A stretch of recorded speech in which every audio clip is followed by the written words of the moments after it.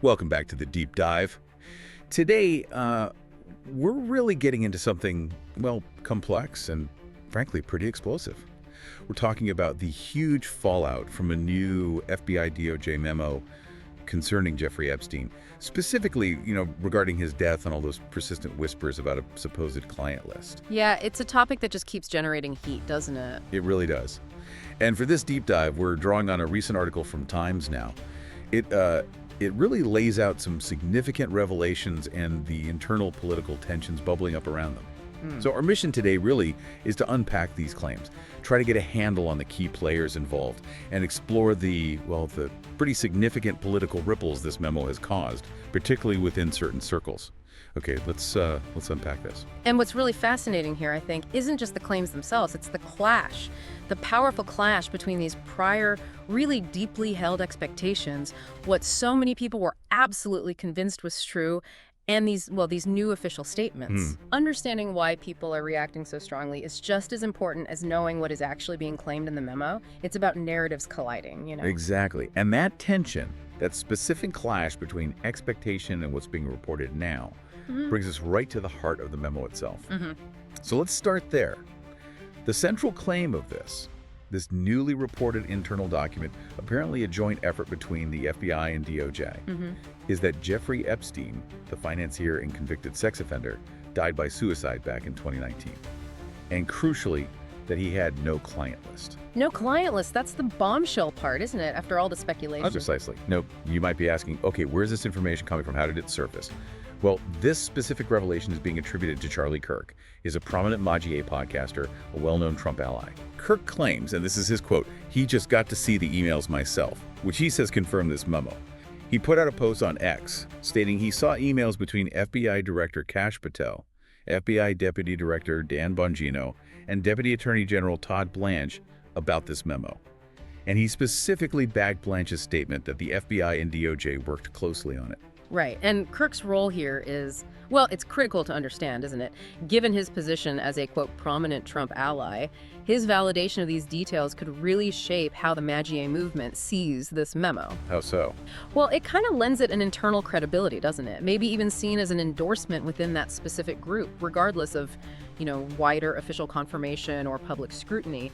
It's a really interesting example of how information gets sort of authenticated and then flows through these specific channels to specific audiences. And that brings us to where the story gets really interesting, because Kirk's tweet, his claim about seeing the emails, it landed right in the middle of what the source calls heightened tensions and an uproar already happening within the Magie movement. An uproar about what specifically? About the broader handling of the Epstein case, these extensive documents and findings, often just called the Epstein files. And what really jumped out at me from the article was how quickly this memo news ignited internal political fires.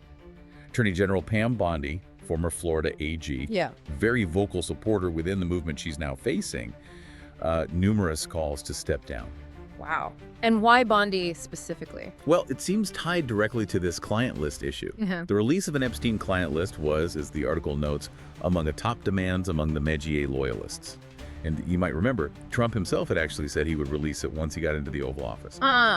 Okay, so if we connect those dots, the memo says no client list, but releasing a list was a major promise even from Trump. Exactly. That highlights a really profound contradiction, a perceived one at least. The expectation was set very publicly for this definitive list of names, and now this memo comes along and says, well, actually, there isn't one. So it's not just a factual disagreement, it feels like a direct challenge to a narrative that had become almost, foundational for that base.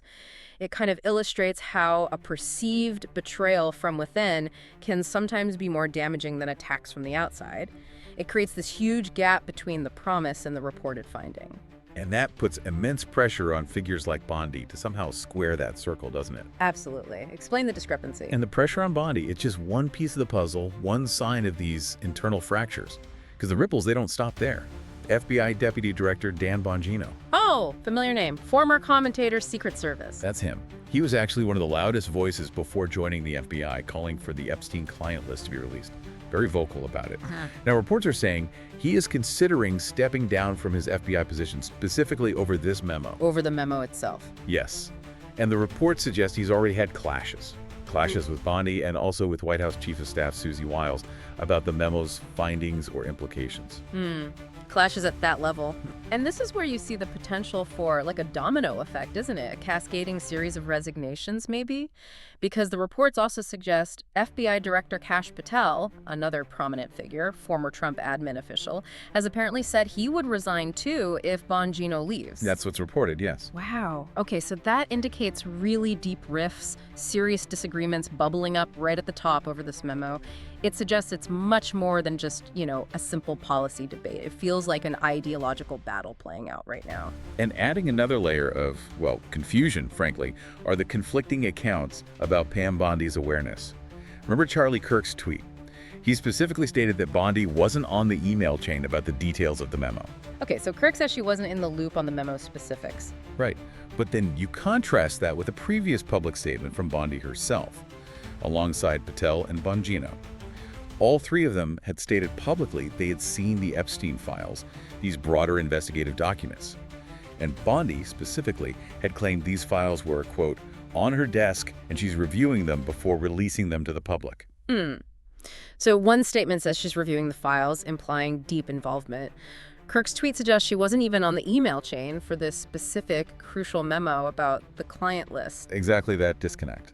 That does raise some important questions, doesn't it? About transparency, about who knew what, when, these different narratives. I mean, does it suggest a breakdown in internal communication, or maybe a more strategic difference in messaging that's now sort of spilling out into the open? It makes you wonder. It really does. It asks you, the listener, to consider which version feels more plausible given everything else that's happening. And adding to this whole sense of uncertainty, the article points out there's been, well, radio silence from the White House. No official comment on any of these resignation reports. No denial, no confirmation. Nothing reported. And, perhaps predictably, Trump himself has reportedly shut down reporters multiple times when they've tried to ask questions about this specific Epstein memo. Okay, so the former president is silent on it too. What does that silence signal, do you think? Especially to his base, given his past promises about releasing information. That's the key question, isn't it? Yeah, I mean, does it somehow solidify the memo's claims by not challenging them? Or does it actually fuel more suspicion among those who believed his original promises? For a base that often interprets official silence or lack of comment as a sign that maybe something's being hidden, this silence could definitely amplify skepticism about the memo. Could backfire, in a way. Possibly. Right. It kind of leaves a vacuum, right? Allows existing narratives, existing suspicions to just fill that void. For some, it might even be read as an implicit sign that the memo is problematic, or that the real truth is being held back. It's fertile ground for more theories and accusations. So, okay. Let's try and pull this together for you listening. What does this all mean? You've got this new official memo, or at least reports of one, stating Epstein died by suicide, no client list exists. Flat out.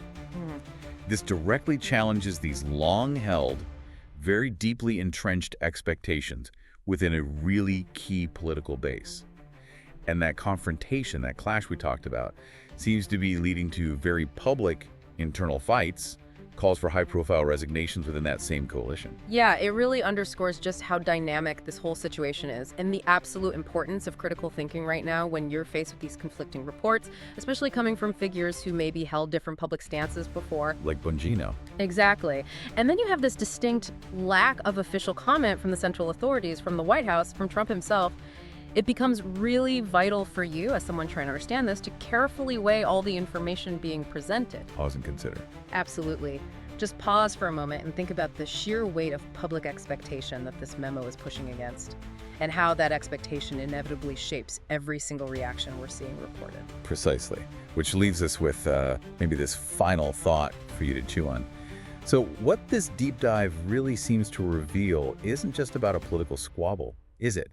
It feels like a stark illustration of how deeply a pre-existing narrative, even one without official backing, can anchor political loyalty. The power of belief. Yeah, and how its abrupt contradiction, like this memo potentially provides, can trigger something like an almost existential crisis within a movement. What does this whole episode tell us about the power of that belief, even when it's confronted by what's presented, officially or unofficially, as fact?